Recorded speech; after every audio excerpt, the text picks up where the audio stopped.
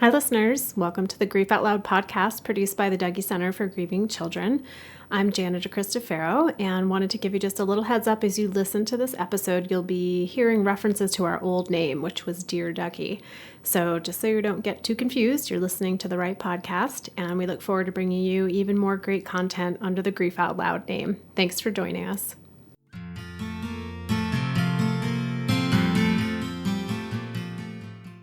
Hello, everyone, and welcome to the Dear Dougy podcast produced by the Dougy Center for Grieving Children. I'm Jana After over 30 years of listening to the stories of grieving children, teens, and adults in our grief support groups, we wanted to share what we've learned from them with the larger community. Our podcast is a way to open up the often avoided conversation about grief. While it's something we'll all experience during our lives, when it occurs, most of us don't know what to do, how to feel, or how to talk about it. Whether you're grieving a loss or wanting to support someone who is, we're here to talk about and explore what matters to you the most in grief. Joan Schweiserhoff, Coordinator of Training and Program Projects at the Dougy Center, is our guest again today. Welcome back, Joan. Thank you. And for the past 24 years, Joan has worked with thousands of children, teens, and their families. So no matter how someone has died, whether it's from cancer, a heart attack, or a car crash, people in their lives usually struggle with knowing how to be there for them. And when there's been a murder-suicide, or someone is killed by a driver under the influence, that uncertainty, fear, and confusion about how to help can be especially heightened. Joan and the rest of the staff at the Dougy Center have learned a lot from the families dealing with the multiple layers of grief that can accompany a violent death. And today we wanted to share some of that with you in the hopes that if you're a support person out there, you'll be able to use some of those suggestions and ideas of how to show up for friends and family, or if you're a parent or a grandparent or a caregiver of a child or a teen who has experienced a violent death, maybe know and understand a little bit more about their experience and how to best help them. So we'll talk about some of the common struggles that we hear from kids and teens and offer some tangible ideas and suggestions. So Joan, when I think about children and teens who've experienced a violent death, it seems like so many of the same things come to mind as those who have had someone die from cancer or a heart attack, in terms of how important it is to be honest with kids, to provide them with choices, to create structure and routine while also being flexible, the importance of listening to kids, and remembering that everyone grieves in their own way. What's your sense of how those basic suggestions fit or don't fit with families who are dealing with a violent death? I think they're all very important. I think, however, some of the issues with kids who have a violent death may be a little bit different. So, for example, in terms of telling the truth, it's very important to tell the child the truth, but I think that you want to be careful about how much detail and how much of the specifics that you might share. So certainly tell the child that the person was killed, maybe shot, whatever the specifics are, but not to go into graphic or gory details unless the children ask, and then answer them as best you can with as little detail about that as possible. So in terms of trying to minimize the images that are getting created for kids, right, but also recognizing that a lack of information can lead them to create their own images. Exactly.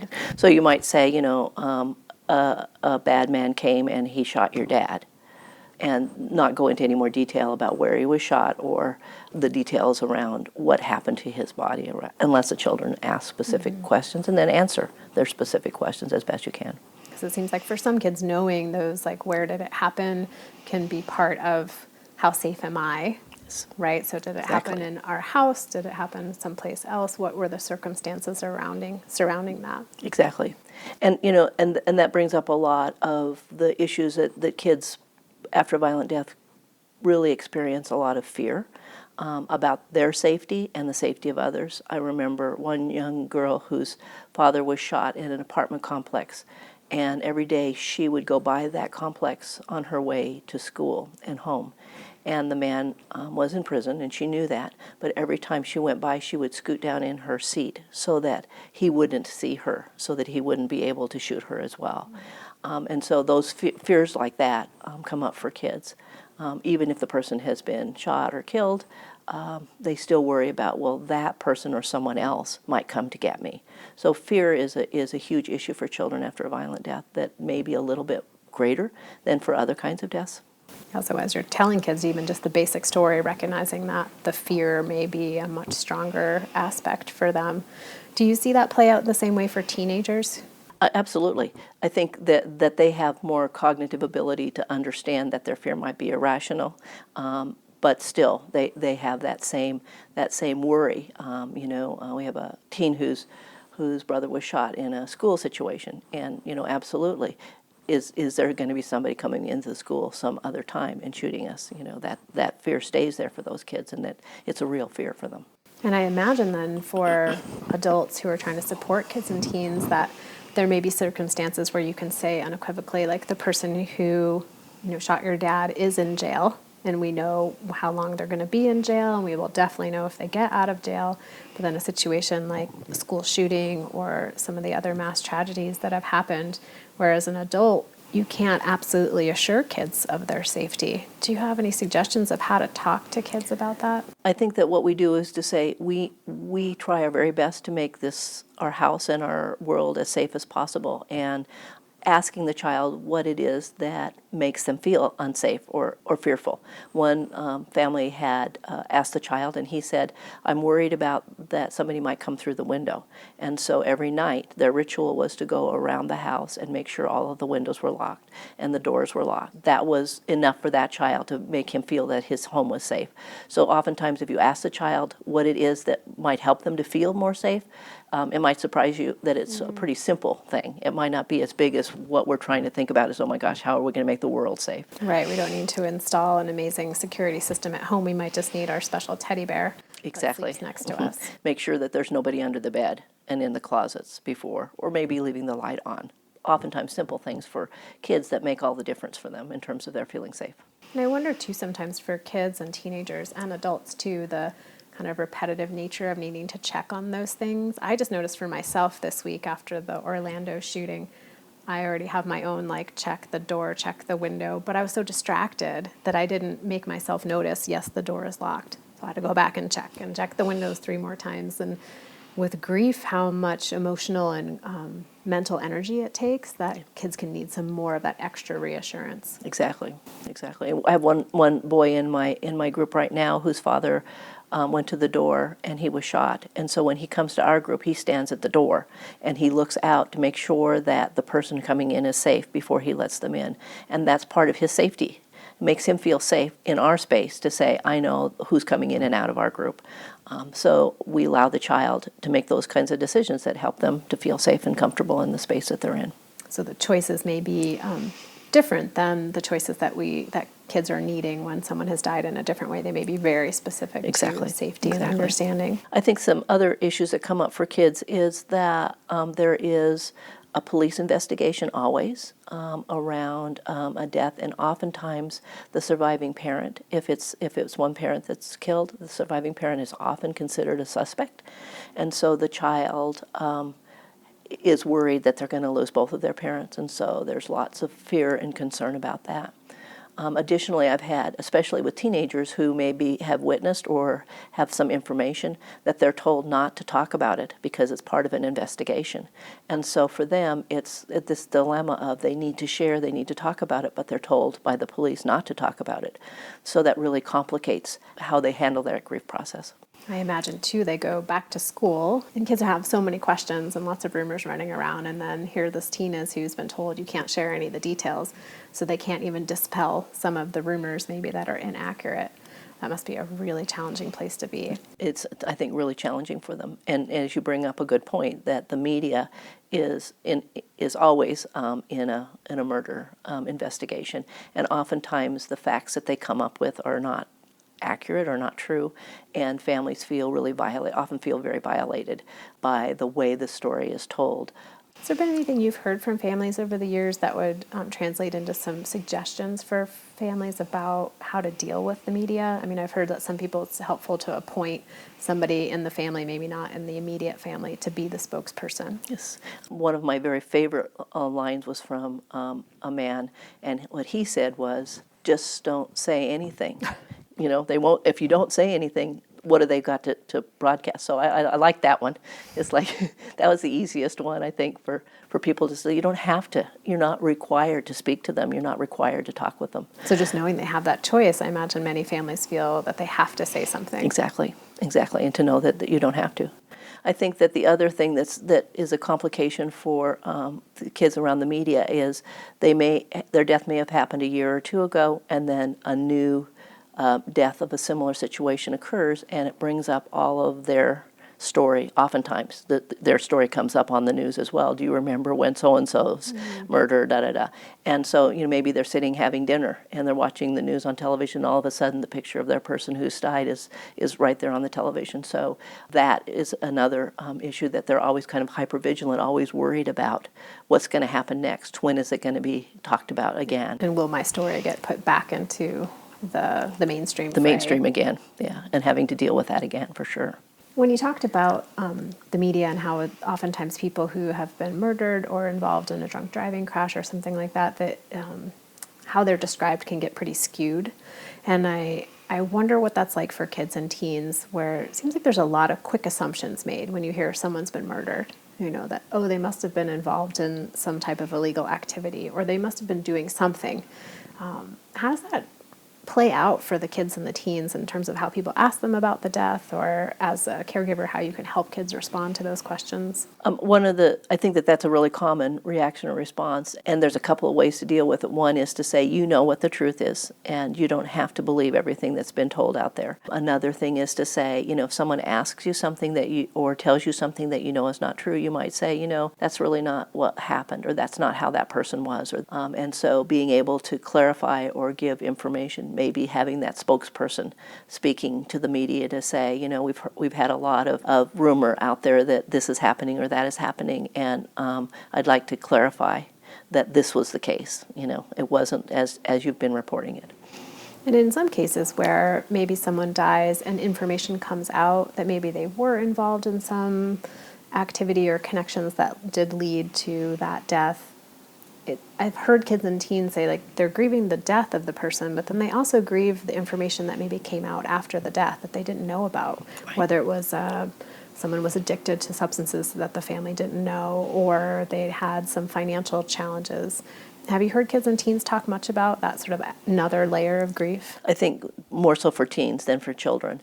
And it's almost like, I thought I knew my dad, or I thought I knew my mom, and now I'm finding out things that I didn't really know about them. So they were a different person than the person. And so they kind of feel violated in that way by their parents not having been truthful with them, or them not knowing what had happened. And it puts adults in their lives in kind of a precarious position of having those adults probably have their own thoughts and opinions about things, and then making space for their kids to have whatever feelings and thoughts and questions, and that may change over time, which I imagine for some adults can be really painful to watch that process. Exactly. And to be able to help them understand who their parent was, and still it was a parent who cared and loved for this child, even if it wasn't the parent that they thought that they knew. Which also brings to mind kids who have experienced a murder-suicide. Either it was, two family members, or a family member and a close family friend. What have you heard from kids in your groups about that situation of they maybe loved both of those people who died, and one of those people actually killed the other person they loved? I think that really complicates their grief in many ways. It's pretty common for them to feel and have grief reactions and share memories about the person who died by suicide. But the person who was the murderer oftentimes are vilified by a lot of people in the family, and it makes it challenging for that child to feel like they can have any kind of grief reactions other than hate or anger or revenge or rage at the person who committed those heinous crimes. It becomes really challenging for the child to be able to deal with, how am I going to grieve my dad if he killed my mom? I have one little girl who for many years came to the Dougy Center after her father had killed her mother and then killed himself. And she would always say, Mom's up there and Dad's down there. And she would share memories about her mom, but she could never share memories about her dad. And then as she was getting ready to leave the Dougy Center for the first time, we were doing a candle lighting ceremony, and she was able to light a candle for her dad as well as her mom. So she understood that her dad was an important person in her life, even though the act that he committed was a horrible thing, that he still was the loving dad who cared for her over those years. So making space for kids to have all of those reactions, but not trying to push them in any one direction or another, and allow that to unfold as it does. As they need. Continuing to say, your dad loved this, as well as your mom. So not just not talking about the dad at all, but including him in the memories, just as you include the mom in the memories, I think is helpful. And as the adult, if you are in a place where you absolutely cannot talk about that person, maybe find someone else in the family or a friend of the family who can share those things so that you don't feel like you have to be the one. If Exactly. That's just too painful to think about. Exactly. I think that another area that is really different for children who've had a murder or violent death is the criminal justice system. There's a couple of challenges. One is oftentimes it takes a long time, if ever, to find the person. That brings up again those fears. If the person is not caught, that the children are very fearful that that person is still out there and they're going to come and get them too. When the person is caught and they go to trial, trial is often several months, if not years, after the actual event, and sometimes these children are considered witnesses, so they have to relive those stories over and over in terms of being able to be available for the trial. If they're not witnesses, it's still, not knowing what the outcome of this trial is going to be. And then we find so many times that once the sentencing happens for the person, no matter what the sentence is, if it's 10 years, if it's life, if it's death penalty, it's never enough. Even though they think it's going to give them some resolution, it really doesn't, because their person is still dead, and it doesn't matter what happens to that other person. It doesn't justify the fact that their person is still dead. I feel like I've heard some people say, like, oh, I'm starting to feel my feelings around this loss in a whole new way now that the trial is complete. Not in that, like, okay, now things are better, but more in that I had to put so much on hold because I just had to function and get things done, and it was so logistical. Imagining for families just to be aware that there could be a surge of emotion after that is finally done that they weren't expecting. Exactly, and that's very common for families, for sure. And then it surprises them that it comes up again, because they were thinking, well, I'm it's been so long and I think I've done my grief, but they really haven't done a lot of the grief because they really have kind of postponed it or put it on hold while the trial was happening. Mm-hmm.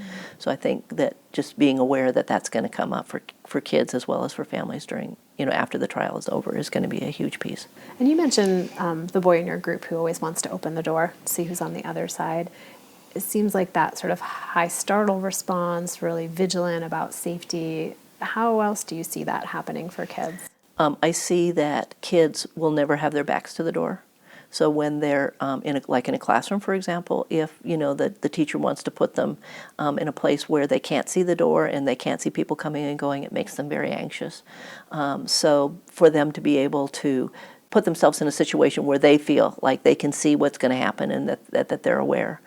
Also, startle responses are often huge. So if a car backfires or if at fireworks times when there's lots of loud noises, they become really anxious. Like, oh my gosh, is that a gun? Is somebody shooting? Sometimes a sensitivity just to loud noises in general. So yeah. You're in group and kids are being really, really loud. I can imagine for some of those kids that can be pretty activating and hard to settle and focus. Play, if kids are doing gunplay, for example, it makes them very upset. Oftentimes they'll say, can you please put that gun down? I don't want to, even if it's just your finger that they're playing as a gun, could you please not do that? Because, my dad was shot and that makes me nervous. So sometimes we'll see them feel uncomfortable about play that oftentimes didn't bother them before, but now is very painful or problematic for them. Speaking of play, 'cause for parents and caregivers, teachers out there, seeing kids who have had a violent death, drawings, play, are there some things that people can be aware of? What we know about kids and their play is that their play is helping them to make sense of the world and what has happened. So many times the kids will play out the events that had happened. And it can be very violent. And people say, well, let's not do that. But part of their making sense of the world is to do that kind of play. And so we always have the caveat, however, of that it's not okay to hurt others or themselves. And so, we are very careful to make sure that that play is safe. Sometimes the drawings can become pretty violent, and it's okay for the kids to do that as long as it doesn't continue over long periods of time. If it continues over long periods of time and it doesn't change or you notice it getting worse, and that's certainly something to be aware of in terms of getting some assessment to see if this child is maybe needing some individual therapy or some counseling to help them with the challenges that they're dealing with at that moment. So a safe container for them to continue to express themselves in that way, but with some clinical support around that. Exactly, yeah. And a reminder for me always to never assume what I think that photo or that picture is about. So to always ask. I had a kid in group the other day and I thought it was a gun and he was like, no, that's a whale eating a fish. And I was like, okay, thank you for clarifying for me. But even for kids who are doing drawings of what they imagine happening, letting them tell the story rather than assuming what we think is happening. Exactly, and oftentimes it's a story about a video game that they're playing or a television show that they watched, and it has nothing to do with what's going on for them necessarily. So by asking them to tell you what it is, then you get a better sense of what the child is thinking as they're doing those drawings. In our last few minutes, I'm wondering about how families who've had a violent death, how they get responded to by the community, by their friends, by family members. Do you have any tips or suggestions for people of what maybe to say, not say, how to respond, how to show up? There seems to be like a real dichotomy. There are some people that have folks that are very supportive of them and are right there with them, and then there's other folks for whom it's a real problem. Those people are wanting to know the story, wanting to hear the details, wanting to get into the graphic nature of that, and not really for the help of the family, but for their own curiosity. Oftentimes, families who've had a violent death, people disappear from their lives because they don't know what to do and they don't know what to say, or it's almost like they feel it's somehow contagious, and if you're hanging around somebody who's had a murder, then, if you distance yourself, then you won't have that murder happening for you. And what I would say is that these families really need that support from the people who have been supportive of them. And so show up, ask what you can do to help. A lot of times they don't have an idea of what they need because they're so overwhelmed with all of the details of dealing with the court systems or the police or the media or their own grief around it. Sometimes it's helpful to say something that you could do, to say, here are 3 things that I can do. Which one do you want me to do for you today? I can mow your lawn, or I can do your laundry, I can do your grocery shopping for you. I can watch the kids so that you can just have a few minutes of peace and quiet. So being able to offer some concrete things that you can do to be helpful for them, I think is a huge gift. And the thing that we find with our kids particularly is that they really go in and out of grief, and when it's a murder or violent death, sometimes people think that they're going to just be sad all the time and just stay away from them. But they need playtime too. They need to have breaks from that grief. They need to be able to go and laugh and play and go to the movies or go swimming or that sort of thing. So maybe the family isn't able to do that for those kids. So maybe you could step up and say, hey, how about if I take the kids and do this and that? So offering normalcy in the life that they're dealing with, which is already so challenging for them, is important, I think. Well, thank you so much, Joan. Super helpful tips for parents and caregivers and for family members and friends out there. If you have other questions, you can always contact us at help@dougy.org and can check out the links that I'll put in our show notes for other resources. If you'd like to listen to any other episodes of Dear Dougy, find them on dougy.org, or you can also find us in iTunes. And if you want to learn more just about what the Dougy Center does, you can find us as well on Facebook and Twitter. If you have any ideas or suggestions for a future podcast episode, this one today came specifically from an email we received, so we'd love to be able to talk about what you want to hear about. So send us an email at help@dougy.org and just put podcast somewhere in the subject line. Thanks again, Joan, for being here. Thank you.